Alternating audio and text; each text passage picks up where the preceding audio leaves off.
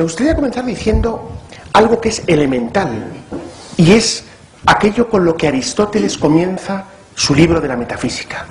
Es que el hombre quiere por necesidad, anhela por necesidad saber, conocer la verdad. Todos nosotros somos unos inquietos buscadores de la verdad, continuamente, en todos los niveles. No nos da igual la verdad que la mentira. Queremos conocer lo que son las cosas. Cuando vemos un fenómeno atmosférico nos preguntamos ¿qué es eso? No nos da igual que nos digan que es una pintura puesta en el aire o un fenómeno atmosférico. Cuando nos dan un comestible nos interesa saber si realmente produce la salud o la muerte, y no nos da igual que sea una cosa o la otra. Es decir, realmente nos importa mucho conocer la verdad. Pues bien, a lo que esa facultad humana que busca la verdad le podríamos llamar la dimensión científica del hombre. Es decir, la ciencia, la episteme, frente a la doxa, a la opinión. Ya esto Platón lo había descrito con admirable belleza. Y es que en los grados del saber uno debe ir subiendo, desde la mera opinión hasta el conocimiento, dice él, noético, hasta el conocimiento epistémico, es decir, hacia lo científico, hacia lo que conoce realmente lo que son las cosas. De tal modo que el grado superior del saber en el hombre es científico y el inferior es el de la mera opinión. Pues bien, ¿qué significa la ciencia? ¿Qué es la ciencia? ¿Qué es esa dimensión del hombre racional que trata de buscar la verdad y que es científica? Pues en el fondo el hombre lo que hace es construir sistemas. Lo voy a tratar de explicar. Un sistema en el fondo es un conjunto ordenado, completo, coherente, donde todas las piezas están perfectamente trabadas y por tanto unas se conectan a otras y dan respuesta a los interrogantes que sobre eso surgen. Por ejemplo, cuando hablamos del sistema solar, estamos hablando de un conjunto de planetas, de una estrella y de unas órbitas, de unas fuerzas, y todo ello armónicamente comprendido en un todo sistemático. De hecho, en la historia de la astronomía, algunos planetas han sido descubiertos no por observación directa, sino porque en ese sistema faltaba alguna pieza para que tuviera coherencia. Y primero sobre el papel, geométricamente se describe un posible planeta y después, enfocando hacia allá, se descubre. Pues bien, esta es una dimensión humana, la que trata de armonizar, de sistematizar. Bien, para que un sistema sea tal, podemos decir que tiene que ser completo y que de alguna manera tiene que ser continuo. Es decir, que unas piezas estén conectadas a las otras de tal modo que no existan hiatos, simas. Si alguno me pregunta, oye, ¿por qué razón esta mesa está aquí? Y dice uno, pues clarísimamente, porque hay bosques en Canadá. Y dice un hombre, ya, pero es que desde aquella causa hasta esta hay un montón de causas intermedias que deben ser puestas sobre la mesa para que este sistema sea realmente coherente, para que no haya simas en medio. La razón humana, por tanto, va tratando de conectar unas cosas con otras de modo inmediato, de tal modo que todo esté armónicamente conectados. Evitando los saltos. La mitología era una exposición llena de saltos. Si, por ejemplo, uno dice, oye, ¿por qué está habiendo, o por qué ha habido una tormenta tan grande? Y uno dice, pues porque el dios Apolo se ha enfadado contra otros dioses que han tratado de... y entonces ha soplado con fuerza, y uno dice, bueno, da la impresión de que desde esa descripción hasta lo que estoy viendo hay un salto que mi razón describe o descubre como improcedente. Por eso, cuando, en fin, uno descubre que los magos de Oriente, el día 6 de enero, y no quisiera tampoco, en fin, dar un dato de demasiada primicia en este foro, pues cuando uno descubre que quizá necesita algún tipo de explicación añadida para que cuadre el sistema, pues es el paso del mito al logos, a la ciencia, y esto es razonable. Lo he dicho un poco más crípticamente por si acaso.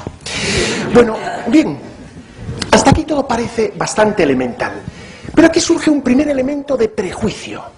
Claro, si todo ha de ser continuo, quiere decirse que en la explicación de las cuestiones materiales, todas las causas que de ello dependan deben ser materiales. Por tanto, la ciencia empírica se cierra a una trascendencia que supondría un salto y por tanto algo no estrictamente científico. Bien, esto parece que es una hipótesis aparentemente bastante razonable, pero vamos a ver si esto es así. Este interés, el de erradicar de la razón humana todo aquello que sea de orden meta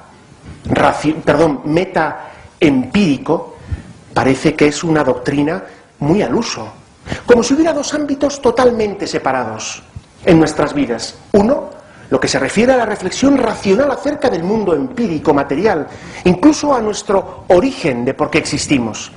Y otro distinto es ese ámbito de creencias, de afirmaciones que podríamos introducir dentro del ámbito de la fe, pero son dos mundos incomunicables.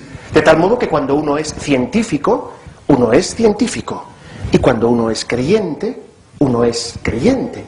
Pero ser científico y ser creyente no son dos elementos homogéneos y por tanto caminan en direcciones distintas. Bien.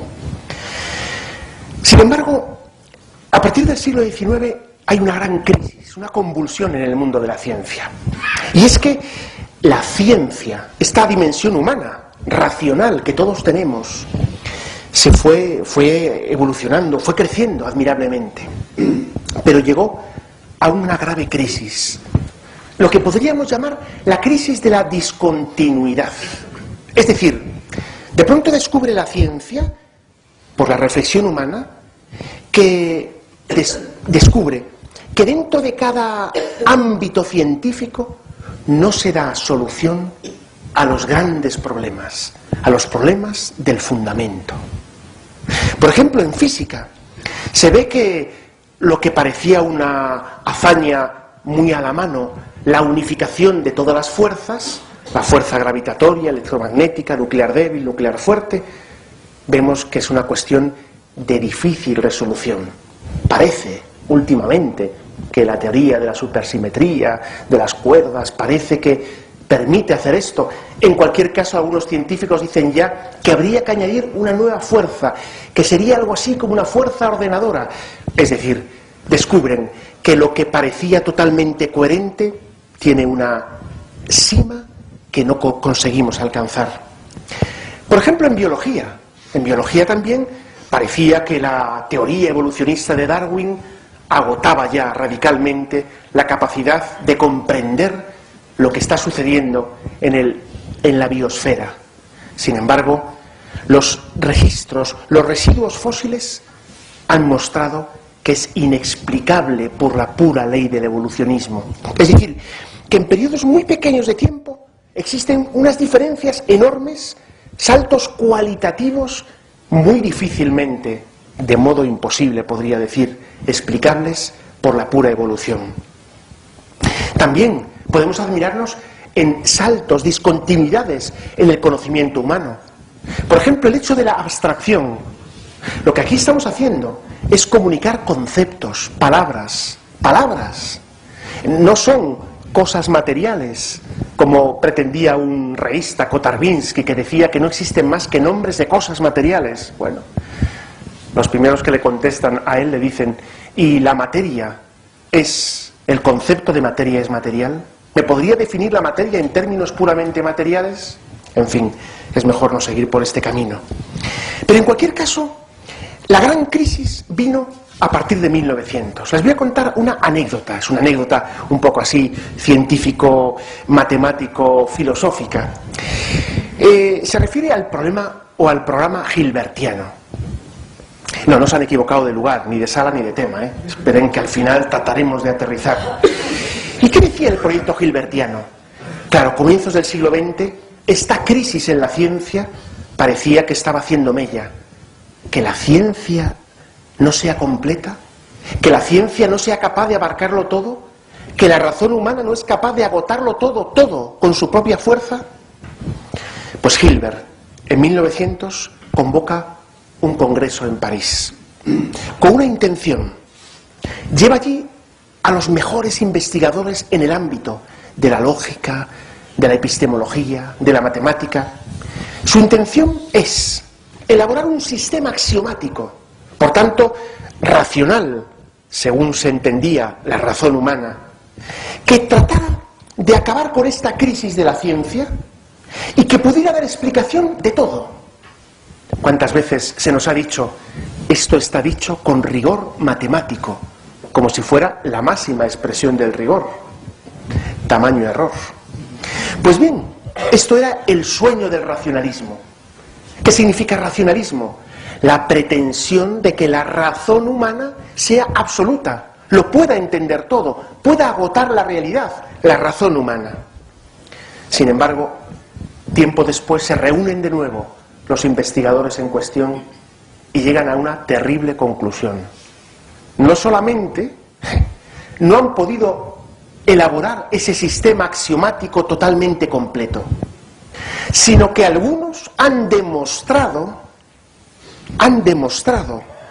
de un modo formal, por tanto lógico, que es imposible. Bien, el salto es enorme. No es lo mismo decir no sé si se puede hacer o no he conseguido hacerlo, sino he demostrado que no se puede hacer. Y aquí están tres grandes teoremas que seguramente más de uno ha escuchado. Teorema de Gödel, el teorema de Levenheim-Skolem, teorema de Church. ¿Qué dicen estos teoremas? Bueno, si se lo explicara aquí ahora de un modo técnico, creo que conseguiría vaciar la sala en poquísimo tiempo. Por tanto, como no pretendo eso, sino todo lo contrario, lo voy a decir de un modo algo más divulgativo.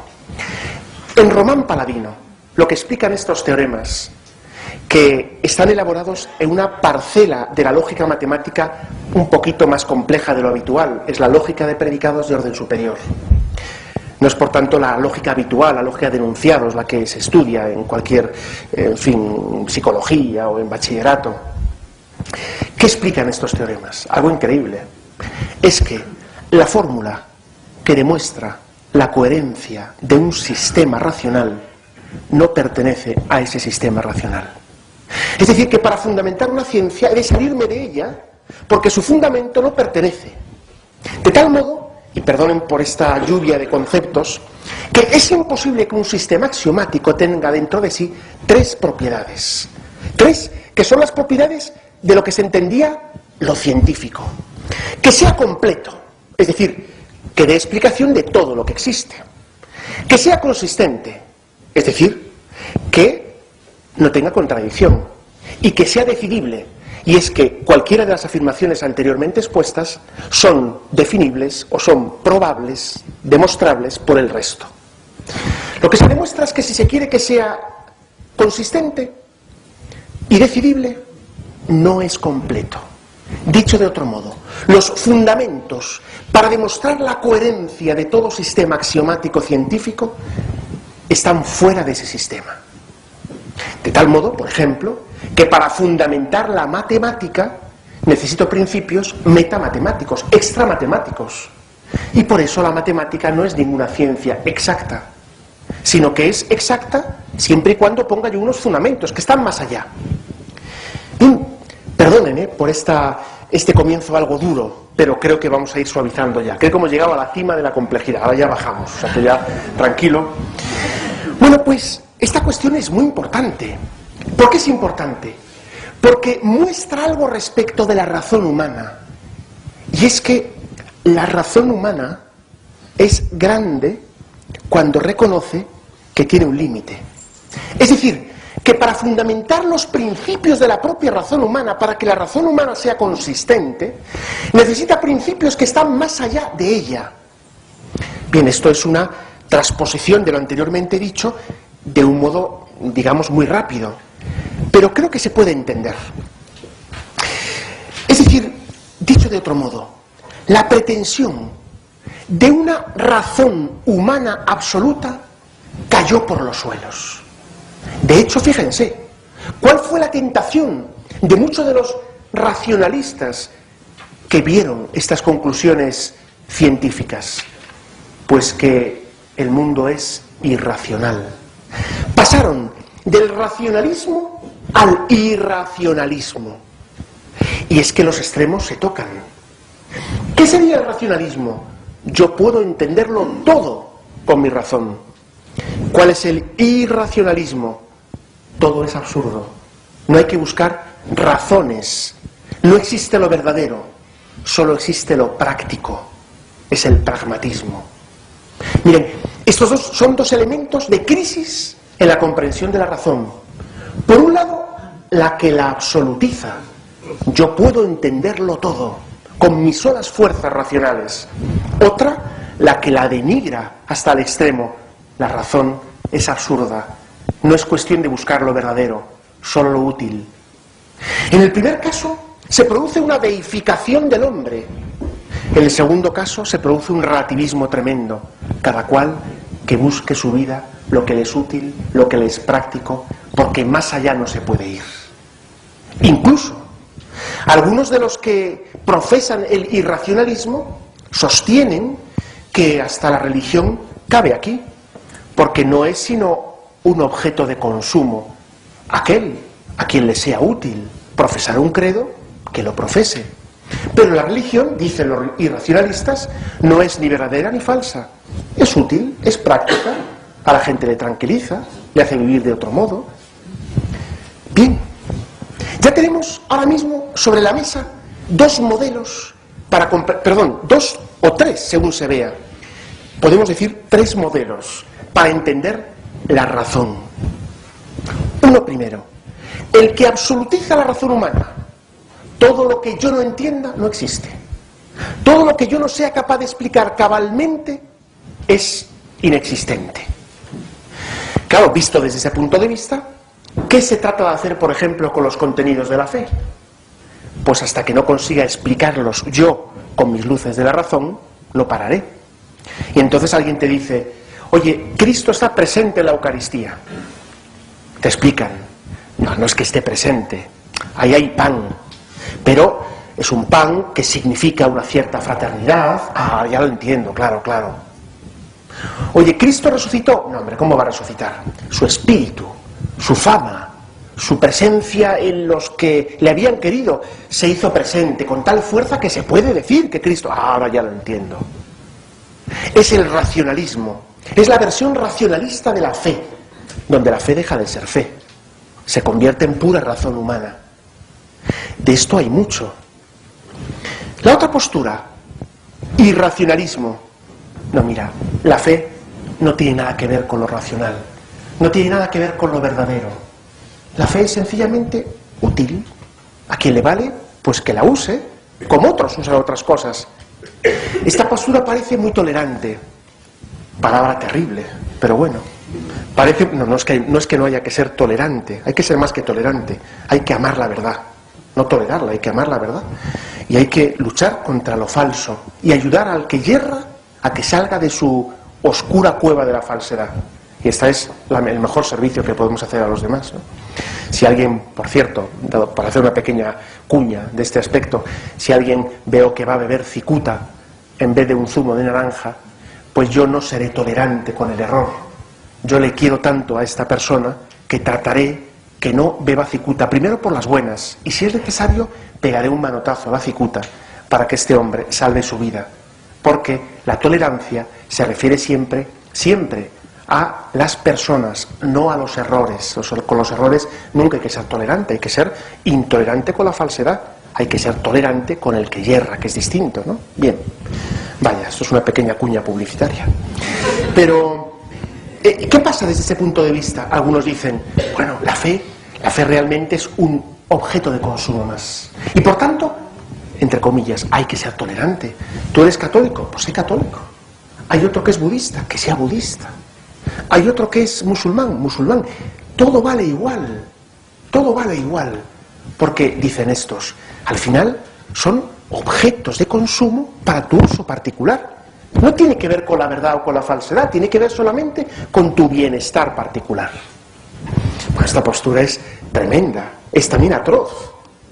Por cierto, decía Aristóteles una cosa muy interesante: los que profesan este tipo de doctrinas negando la verdad, lo dicen siempre en teoría, nunca en la práctica, dice él. Lo dicen siempre, dice él, in actu signato, no in actu exercito. Dicho de otro modo, cuando uno dice, no, hombre, no, si es que todo da igual hasta que te afecta a tu bolsillo o a tu salud, donde ya no todo da igual, cuidado, Oye, ¿qué postura económica es la mejor? ¿Esta o esta? Hay que ser tolerante.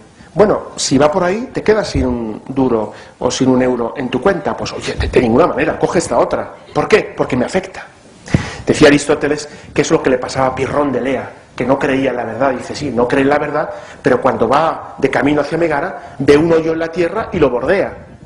Como si no fuera lo mismo un agujero que un no agujero. Dice, es decir, que estos que teóricamente sostienen que todo da igual y que no existe la verdad, a la hora de la verdad sí que lo sostienen. Bien, cabe una tercera postura. La tercera postura es la de una razón distinta. Es la de una razón que no se cree absoluta. Es una razón que se sabe participando de una razón superior. Es una razón que reconoce sus límites. Mire, es que la razón tiene una gran habilidad, la razón humana. Es capaz de demostrar cosas que son. Es capaz de demostrar cosas que no son. Y es capaz de demostrar que hay cosas que yo no sé demostrar, pero que son demostrables. Esto nos pasa en la práctica de un modo muy ordinario. No sé de cuántos de los que están aquí son ingenieros aeronáuticos, pero si realmente uno se sube a un avión de estos transatlánticos, de estos grandes, se sube, lo mira desde fuera, te dicen lo que pesa y te dicen qué va a hacer a partir del momento que cierren las puertas. Yo no sé quién es capaz de demostrar sobre un papel que eso va a funcionar, pero ya nos metemos porque estamos acostumbrados.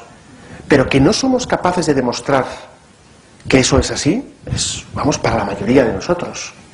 Un ingeniero aeronáutico inmediatamente te hace las cuentas. ¿Qué es lo que pasa? Que lo que sí soy capaz es de demostrarme a mí mismo que hay gente que sí es capaz de demostrarlo. ¿Por qué no se cae este tejado que hay aquí arriba? Podría caerse. Bueno, porque yo sé que hay alguien que sí es capaz de demostrar que esto no se cae. Y por eso estamos aquí tranquilos, porque creemos en los ingenieros y creemos en los arquitectos. Es decir, que esto en la vida práctica sucede mucho. Pero ¿y por qué solo en la vida práctica? Por ejemplo, ¿por qué existe el mundo? ¿Por qué existe el mundo?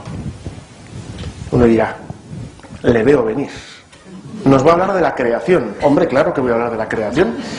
Dos posturas. Una, el mundo ha surgido por azar.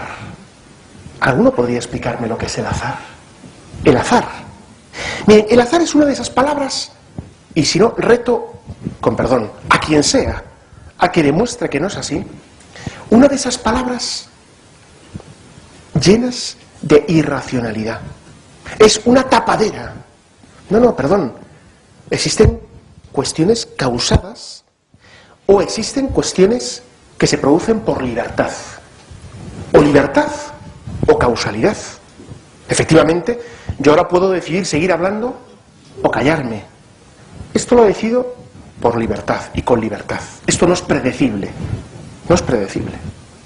Que ustedes estén sentados aquí, más o menos predecible, pero cualquiera en cualquier momento puede levantarse e irse.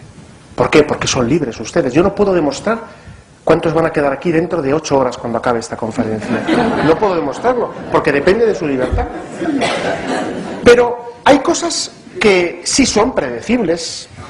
Es decir, yo estoy convencido que si alguien me da un billete de 50 euros y yo coloco un mechero debajo, saltaría, en fin, con una cierta mesura, ¿no? O medida, pues yo diciendo, oye, en ningún lado está asegurado que esto se vaya a arder. Nadie tendría duda de que el billete de 50 euros va a arder. ¿Por qué? Porque ahí no hay libertad entre el fuego y el billete, y el papel no existe libertad. ¿Y por qué ha surgido el universo? Esta es una gran cuestión, muy importante. O sea, ¿el ser existe porque sí? Bueno, esto De hecho, los griegos, cuando se plantearon de lleno, de frente esta cuestión, solo tuvieron una salida para evitar el problema del principio, el eterno retorno. Pero el eterno retorno no es una respuesta, es evitar el problema. Oye, ¿dónde comienza esta línea? Hacemos una cosa, si la convierto en circular, ya no pregunto dónde comienza la línea, es circular. Pero, pero la cuestión gorda, grave, se deja sin resolver. ¿Por qué existe la línea, aunque sea curva? ¿Por qué? Es decir, ¿por qué el ser y no más bien la nada? Como decían los post-hegelianos del siglo XX. ¿Por qué el ser y no más bien la nada? ¿Por qué el ser? Bueno, obviamente la pregunta o la respuesta a esto deja sin palabras a los científicos sensatos. Podría traerles aquí ejemplos de filósofos agnósticos o ateos, que ellos mismos reconocen que el modelo de la creación creacionista concede una coherencia al sistema científico extraordinario. Lean, por ejemplo, las posturas de Stefan Gould, ahora muy de moda, que muestra o dice que no se pueden superponer ni oponer el modelo creacionista y la ciencia actual. Es más, llega a decir, aporta una coherencia al sistema que ya quisiera la ciencia tener por sí misma. O por ejemplo, Sartre, que en un momento determinado afirma que, desde otro punto de vista, que es muy incómodo que Dios no exista. Dice él, el existencialismo es un humanismo. Dice, es muy incómodo que Dios no exista. Y lo decimos desde otro ámbito de la ciencia, que es la ética. Y dice Sartre, lo puede leer cualquiera, el gran ateo Sartre, dice él, que si desaparece Dios, desaparece realmente toda posibilidad de fundamentar una ética de un modo sólido, definitivo. Por eso dice él, es muy incómodo que Dios no exista. Y acaba diciendo él, que si efectivamente Dios no existe, todo está permitido y solo cabe una postura, el consenso puramente arbitrario. Todo es consensuable, todo. Con perdón, hasta el holocausto sería entonces, según esta postura, consensuable. Nietzsche se ríe, por tanto, de ¿qué es el ser humano? ¿Qué es el ser humano? ¿Es que en algún lado está escrito lo que es el hombre? ¿Es que alguien le ha concedido al hombre una dignidad si no hay más que hombres? Pues el hombre no tiene dignidad. El superhombre, el poderoso, si quiere, le concede dignidad, y si no, se la quita.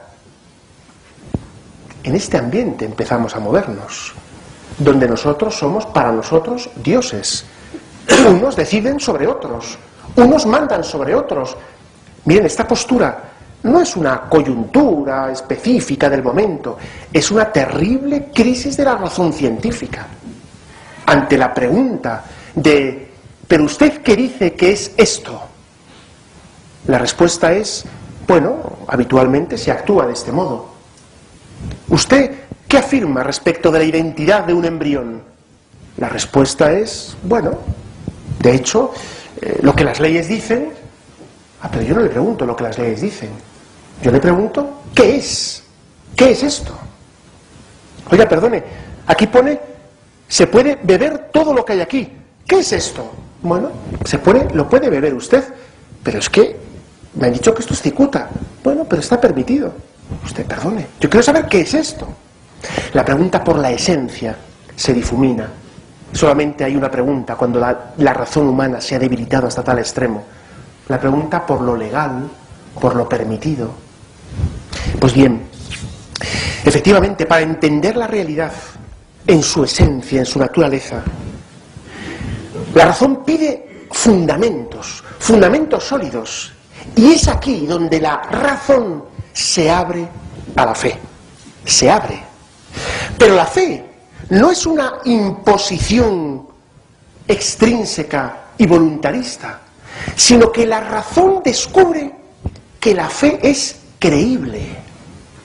Es decir, no es que ante el enigma de la razón me dicen, mira, el mundo existe porque un día el dios Apolo decidió lanzar un rayo y entonces esto se convirtió. No. Es que la fe la auténtica fe, te afirma algo, te responde de un modo adecuado a las inquietudes de la razón. Es decir, que existe una discontinuidad continua. La razón y la fe no son lo mismo, pero son inseparables. Y donde podríamos decir que el conjunto de la racionalidad, en el sentido absoluto de la palabra, abarca tanto la razón humana como las que entendemos por la fe, que no deja de ser sino sabiduría divina. Dicho de otro modo, el hombre está llamado a trascender su razón y entrar en la razón con mayúscula, que es el logos, es decir, Dios mismo. Y es que uno de los elementos fundamentales de la razón es que se sabe creada, se sabe limitada. Aunque a cualquiera de ustedes alguien les intentara convencer de que ustedes o yo tenemos una razón creadora, esto ninguno se lo cree. Yo soy capaz de darme cuenta que mi razón no crea la realidad. Hombre, en ámbitos morales me hago creer que sí, que yo me creo el bien y el mal, pero no es así. ¿Cuál fue el pecado de nuestros primeros padres? ¿Qué nos relata el Génesis? Esta pretensión. Mira, tú vas a ser capaz de fundar la realidad. Este es el árbol de la ciencia del bien y del mal. Tu razón es capaz de constituir lo que existe, de decir lo que es bueno y lo que es malo, lo que es verdadero y lo que es falso. Tú eres Dios. Pero sabemos que no. Si uno va con el coche, perdón por esos ejemplos, pero a veces conviene hacer así un descenso, que uno va con el coche y de pronto se da cuenta que le falla el freno, es decir, que se ha roto el freno. Dice uno, bueno, da igual, a partir de ahora el acelerador es el freno. Por mucho que se lo diga, y se lo diga en verso, en prosa, en todo tipo, creo que no va a durar mucho tiempo esa consideración, pero por otro motivo. Porque, claro, si uno está cayendo desde un 8º piso hacia abajo y dice uno, bueno, si el suelo es una almohada, vale, todavía no sabemos ninguno que nos haya dicho si hizo eso durante la caída. ¿Por qué? Porque es absurdo. Bien, esta pretensión humana de que su razón sea absoluta es absurda. Nadie puede decirse con una mínima coherencia, mi razón es absoluta. Todos saben que es una razón real, consistente, con capacidad de coherencia, pero efímera en el sentido de limitada y por tanto creada. ¿Qué busca entonces la razón creada? Busca la razón increada, busca lo absoluto, busca lo que se sustenta a sí mismo. Este dinamismo de trascendencia de la razón humana es natural, lo tienen todos los hombres, lo tenemos todos. Por eso la apertura del hombre a la trascendencia es connatural a su razón. La apertura de la razón a la fe es connatural a la razón. Hay un autor, Berdyaev, ruso, de Kiev, muy interesante. Habla de los 3 momentos, desde la época del racionalismo hasta aquí. Dice que antes del racionalismo había una época de teonomía, es decir, donde las leyes se fundaban en Dios. Teo, Dios, nomos, ¿no? Ley, costumbre, la teonomía. Dice que en la época del racionalismo se llegó a una antroponomía. Las leyes las fundamos nosotros. Somos nosotros dueños de las leyes. Para pasar, por último, a una entroponomía, entropía, desorden, caos. No existen leyes. Cada uno que haga lo que quiera. Puro relativismo. Claro, el relativismo puede decir alguno, bueno, el relativismo, no. Dijo el cardenal Ratzinger en la homilía con la que comenzaba el cónclave en el que sería elegido papa. Esto es una dictadura. ¿Por qué? Porque el relativismo nos esclaviza a todos. Solo libera la verdad. Solo. Es decir, el relativismo nos impide a todos alcanzar la meta a la cual estamos llamados. Con lo que comencé al principio. Nuestra meta es la verdad. Y por eso, el estado natural, el estado propio del hombre, es aquel que con su razón, reconociendo su propio límite, su carácter creatural, se abre al don de la revelación. Y es por lo que el encuentro de la razón y de la fe es tan amable. Pues bien, conceptos de razón podemos tener muchos, pero solo hay uno que hace justicia a nuestros más profundos deseos. No es ni la razón absolutista, racionalista, ni la sin razón del irracionalismo, sentimentalismo, sino la razón que es capaz de entender que la fe da respuesta a los interrogantes más profundos. Por eso decía Juan Pablo II, la Fides et Ratio, que la fe y la razón son como dos alas, sin las cuales una u otra nos iríamos a pique. Razón sin fe, racionalismo. Mi razón pretende abarcarlo todo.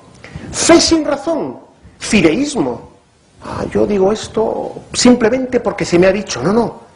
Es que es una belleza poder descubrir cómo con la razón uno descubre la razonabilidad de la fe.